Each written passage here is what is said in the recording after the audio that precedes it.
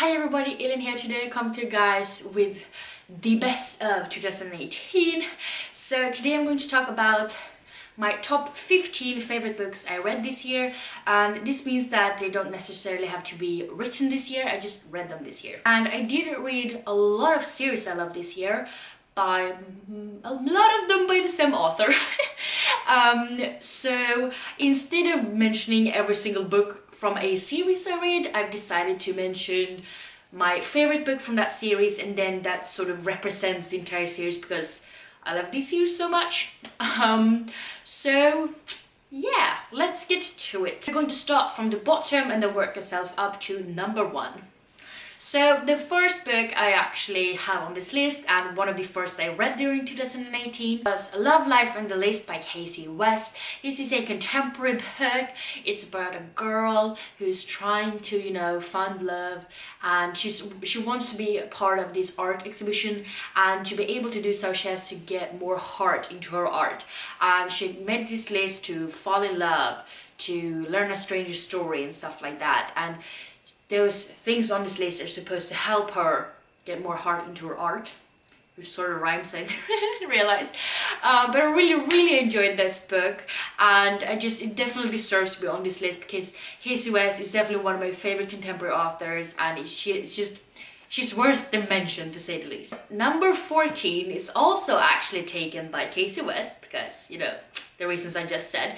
But this book is Pivot Point, the duology really.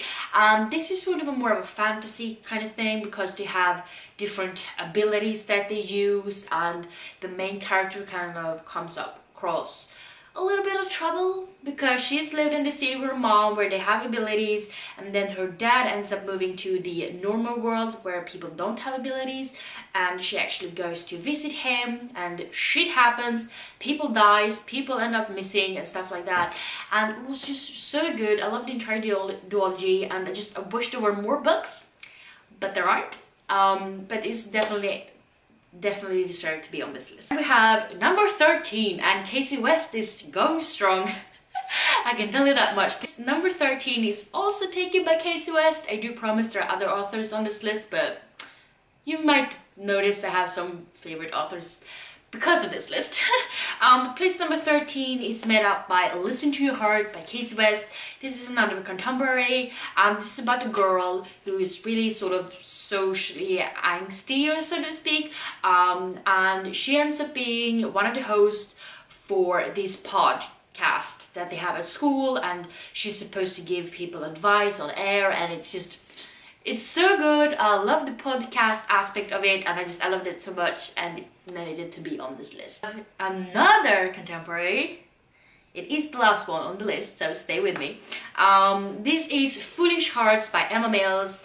I was stuck in this book right away. It's about a girl who has to be in this play in school. She's really nervous about it, and she ends up being a part of this cast with this guy, and they end up sort of starting to like each other because it's contemporary. And I love it so much, and there's a lot of Shakespeare influences in it because they're supposed to do a Shakespeare play. And I just flew through this book so quickly. I ended up reading everything Emma Mills has ever written after this, so it was definitely worth it. We have place number 11, which is made up by A Law of Law by Brandon Sanderson. This is the first book in the second Mistborn era, and this is supposed to follow Wax and Wayne. This book takes place a few hundred years after the original era of the Mistborn, but we have the same world, we have the same sort of elemency abilities, and Wax and Wayne actually sort of fight crime, but Wax is actually sort of retired from that because he is a lord. He has to take care of his his mansion and all of his other responsibilities, but then people end up missing, people are getting robbed, shit is about to go down, and he actually ends up taking on this case together with his friend Wayne. And it's so good and so kick-ass, and I needed to be on this list, and I really do need to continue on with the series because it's good. And then we have number 10, which is another series that I really enjoyed, and this is The Dark Talent by Brandon Sanderson. You might start to see a pattern here. But this is one of his middle grade series. As you see, I have read pretty much all of them. It's there in the corner. This one we follow Alcatraz, and The Dark Talent is actually the last book that is currently out. There's supposed to be one more, I believe, but this one just broke my heart so much. But Alcatraz, they have these sort of talents, and his talent is to break stuff. On his 13th birthday, he ends up getting this bag of sand that is supposed to be from his parents, who is dead long ago, and he doesn't really know what to do with it. And then the day after, this old man actually knocks on his door and tells him he's his grandpa, and shit goes down from there. And they're trying to save the world, and they have this all weird ass freaking abilities, and I love it so much. And I just need the 6th book because the 5th book broke me so bad, and I need to know what happens. And then on number 9 we have A Conjuring of Light by V.E. Schwab. This is the 3rd and final book in the Dark Shade of Magic series. So we follow Kel, and he's one of the last people that can actually, you know, travel through the different Londons. We have Black London, Grey London, White London and Red London. There's different amount of magic in every last one of these Londons, and you know, he actually ended up smuggling some things between the different Londons that he's not supposed to do, and shit goes to hell. And this is the 3rd and final book. I do feel like we got a lot of plot, we get to know the characters even better, and you really do love them. And it's really kick-ass, and it's a lot of piratey vibes at some points, and it was so good, and I need more, but there is no more, and it kills me. And then we have number 8, which is Renegades by Marissa Meyer. This is a series. I read the 1st book and the 2nd book this year. I really love them both. I mean, it's superpowers, superheroes, it's kick-ass. So in this one we meet Noiva and Adrian, and they actually are on the opposite sides of this sort of war going on. We have the Renegades, which Adrian is part of, and we have the Anarchists, which Noiva is a part of. And Nova actually has to go undercover, infiltrate the Renegades, and try to take them down from the inside. So she actually had to work together with Adrian, who has no idea who the hell she is. And it's so much fun, and I love superhero books so much, and I wish there was a lot more. So yeah, this definitely deserves to be on the list. And then we have number 7, which is Snapshot by Brandon Sanderson. This is a book that surprised me so much. I did not suspect or anticipate that I would love this book so much, because this is a novella. It's just, there's no more books about these characters, which kills me. But it was so good. I mean, there's about these sort of cops, and they're supposed to go into a snapshot, which is sort of like a video recording of an event, like a crime taking place, but they can go actually into this recording and to relive it again, and they can see who is the murderer. They can find out where they dropped the murder weapon and stuff like that, and it's so cool, and I've never read anything like it. I really enjoyed it, and it blew my mind. It definitely blew my mind, and I loved it so much, and I wish there was more, which is what I say about every single book, but it's true. And then on place number 6 we have An Ember in the Ashes, and also A Torch Against the Night, because I read both of them this year, and it was so good. It's very brutal, and there's like torture and stuff in it, and a lot of war and death and gore and blech, but it was so well written. I love the characters, I love the plot, and it's so hard to decide which characters you love and which one you just love to hate and which ones you just hate. I mean, it's just really good at that, and I'm so happy that I started reading this series, and I do have one book left that is out, and I do own it, so I need to read it. So we meet this girl Lila, and her brother is actually put into prison because they think that he committed treason, and they want to let him go. And Lila actually takes help from this sort of rebellion group, and they agree to help her get her brother out of prison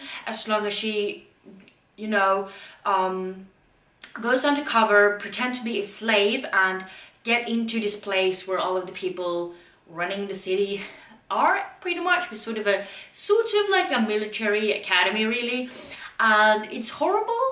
It's heartfelt, because she actually sort of gets friends with this guy Elias, which is actually one of the sort of guards at this place, and it's so heart-wrenching, it's so horrible, but I love it so much, and I love the characters and this plot, and it kills me, and I really need to read the 3rd book. Now we'll come to the 5th place, which actually is taken by Firefight by Brandon Sanderson. This is the 2nd novella in the Reckoners trilogy. The entire trilogy would definitely be on this list if I could, but you know, that would make one Brandon Sanderson list. This is about people with superpowers, surprisingly enough. This was the first series, or this case trilogy, that I read by him, the first one I finished, and I love it so much. I love it so much. We meet David, and when he was a kid, he actually saw this dude named Steelheart, which is one of the epics, which mean they have powers. He saw him kill his father, and David is since then made his life mission to revenge him. And therefore he's made this really many books with notices and facts about the different epics, and he's trying to take them out. But to be able to do so, he actually ends up joining up with the Reckoners, which actually have the same agenda as he has. And it's so good, and you can't predict what's going to happen, and it's kick-ass and it's cool, and a lot of the superpowers are so like, I never read about them before, and that makes it so much better, and I love it so much. And then the fourth place is taken up by Obsidio, and this is written by Emmy Kaufman and Jay Kristoff. I did read the previous two books in the past year and the year before, and I loved them so much, and this was such a great conclusion. Obviously I wish there was more in this world, but they are writing more books together, so maybe that will help a little bit. But I don't want to spoil this book, but I mean, it's in space. They have been invaded, which happens in the first book, so it's not a spoiler. And this is just, you know, survival in its finest, and kick-ass, and just so good. And you should definitely read this trilogy for sure. And then we have Lifelike by Jay Kristoff. This was another book that blew my mind. I had not anticipated liking it so much, because I had a little bit mixed feelings about this other book called Nevernight because of the reading style, but this had a different reading style altogether, and I loved it so much. So we meet this girl named Evie, and she's actually sort of in this robot fight in the beginning, and people find out that she has this ability which she's not supposed to have, and people start hunting her. But on the way home to her grandpa, which is the entire reason she was in this fight to begin with, to be able to pay for his medicine, on her way home to her grandpa, she actually comes across this Lifelike, which is sort of a robot, but it's so human-like you can't even tell it's a robot unless you cut it open. She tries to save it and take it with her, and back at the house they get attacked. People are trying to get to them, and it's just so kick-ass, so cool, so different from anything I've ever read before, and I loved it so much, and I cannot wait for the sequel, which is supposed to come out in May of this year. We come to place 2, and this is Skyward by Brandon Sanderson. This is one of the books I read in December actually, and I'm so happy that I managed to squeeze that one in there as well. This one is about Spencer. The human race lived on spaceships for a long time, but one day they actually crashed down on this planet, and they spent the rest of their lives after that trying to protect this planet from the alien species called the Krell. And Spencer's dad was one of the pilots trying to protect them, but one day he actually tried to run away from this big fight, and he ended up being branded as a coward. And Spencer's lifelong dream has been to become one of these pilots. She wants to protect her people and her planet. But since her dad was branded a coward, she's not really allowed to, you know, get into the flight school, but she actually managed to find a loophole. She gets some help, and she's able to start anyways. So this is a sci-fi book, which is a genre I've definitely started to love a lot during the past year. And I love the characters, I love the plot, I love the action. There's so much action going on, and he managed to get these flight scenes so cool, and then there's a lot of death, and it made me cry like a baby, and I love this book so much, and I cannot wait for the sequel to come out this year. The last one we have is The Hero of Ages, or the entire Mistborn trilogy. Love it! So we have these people, they can inhale metals, which is called allomancy. And they actually use this power to like move metals or jump really high and stuff like that, and or have really good hearing. And they try to start a rebellion against this king, and he has been in power for 1,000 years, and they try to take him down with the Scott people, who's a very suppressed people that are being treated like shit, and obviously shit goes down. So this series was so good, and I wish there was more about these specific characters. There's more books about the same world and the same magic system, but these are the only ones about these specific characters, and I love them so much. The third book broke me. I was bawling my eyes out at the end, and when I finished it, I just couldn't believe what was happening. And it was so good, and I'm so thankful that Jamie actually suggested me reading Brandon Sanderson books, because I read a shitload of those this year. So yeah, those were my favorite books of 2018. Please let me know down in the comment what your favorite was. And yeah, if you like this video, please don't forget to give me some thumbs up. And also don't forget to subscribe to my channel by clicking the little button down below. And yeah, I hope we see each other in the next one. Bye!